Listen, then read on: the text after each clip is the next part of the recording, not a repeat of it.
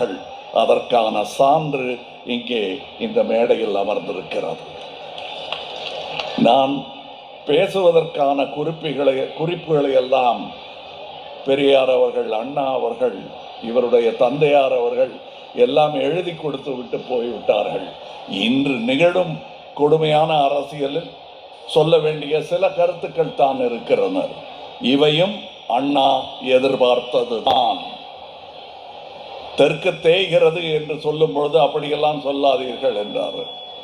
பின் அவர் எடுத்த ஒரு எழுச்சி கொள்கையை பின்வாங்க வேண்டியது நாட்டுக்காகத்தான் செய்தார் அவர். ஆனால் நான் எழுப்பிய குரல் அதற்கான காரணம் இன்னும் அப்படியே இருக்கிறது என்று என்றோ சொன்னார். இன்றும் அது அப்படியே இருக்கிறது என்பதுதான் இன்று நிகழ்ந்து கொண்டிருக்கும் போலி அரசியல், மக்கள் சார்பில்லாத அரசியல் என்பதை நாம் புரிந்து கொள்ள வேண்டும்.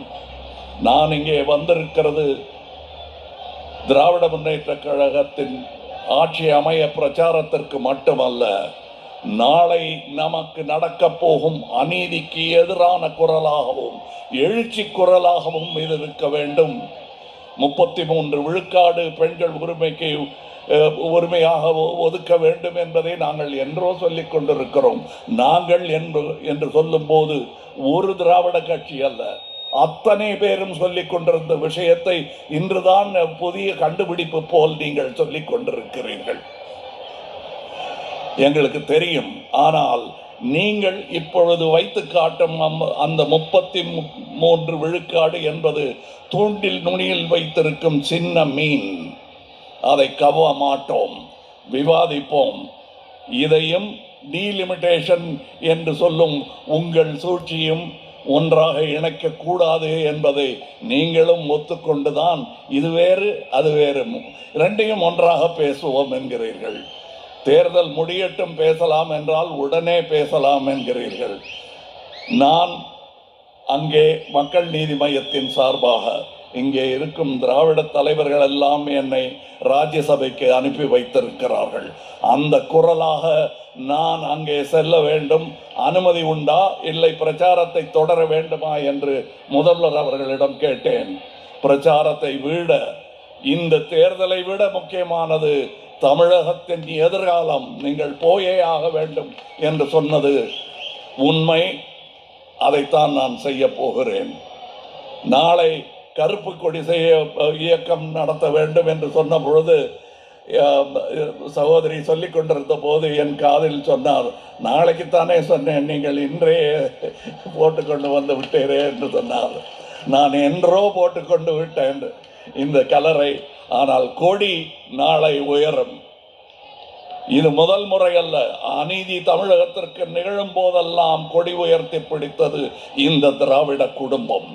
அதில் நானும் ஒருவன் என்பதில் எனக்கு எந்த சந்தேகமும் கிடையாது, எந்த சங்கோஜமும் கிடையாது.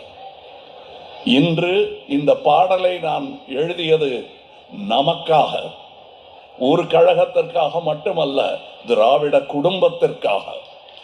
இது நம் பாட்டாக மாற வேண்டும், அதற்கு அனுமதி வேண்டும் என்று நான் முதல்வரிடம் கேட்கும் பொழுது கலைஞரிடம் கேட்டது போலவே எனக்கு தோன்றியது. அவர் இருந்திருந்தால் என்ன சொல்லி இருப்பாரோ அதையே தான் இவரும் சொன்னார். அந்த புன்னகையின் சாயல் தானே இது. அதே சாயலை நான் இங்கே பார்த்தேன். எனக்கு மிக்க மகிழ்ச்சி.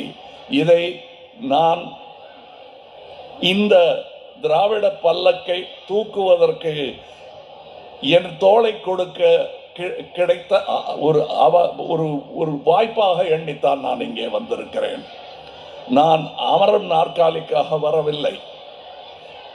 இங்கே முதல்வரை 2 கிலோமீட்டர் நடத்தி கூட்டிட்டு வரீங்களே, அது நியாயமா பாருங்க அப்படின்னு. அவருக்கு இன்னும் 10 நாள் வேலை இருக்குன்னு நானும் கொஞ்சம் சந்தேகப்பட்டேன். அப்புறம் யோசித்தேன், நாட்டையே நடத்தி கொண்டு இருக்கிறார், தமிழ்நாட்டையே 365 நாளும் டெய்லி காலையில் நடந்துக்கிட்டு இருக்காரு. அவருக்காக பதற வேண்டாம், தமிழகத்திற்காக பதற வேண்டிய நேரம் இது. அதற்காக குரல் கொடுக்க வேண்டிய நேரம் இது. ஒரே ஒரு சின்ன கருத்தை சொல்லிக்கொண்டு முதல்வர் பேசுவதற்கும் அடுத்த பிரச்சார கூட்டத்திற்கு போவதற்கும் தாமதமாகிவிடக் கூடாது என்பதற்காக சொல்லுகிறேன். இந்த 33 விழுக்காடு எனும் இந்த தூண்டில் சின்ன மீனை இங்கு சொல்லி